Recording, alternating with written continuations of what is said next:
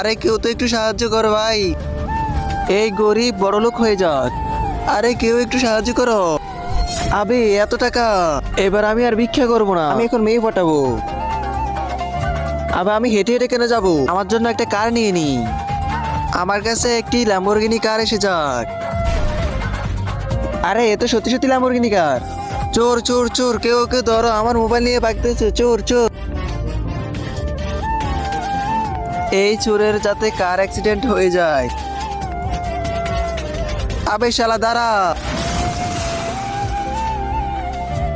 আবে এ তো এই কিতাবের ভুল ব্যবহার করতেছে, আমাকে একে থামাতে হবে। তার আগে দেখবো তুমি কি আল্লাহর ঘরটিকে বেশি ভালোবাসো নাকি এই মন্দির ঘরটিকে বেশি ভালোবাসো।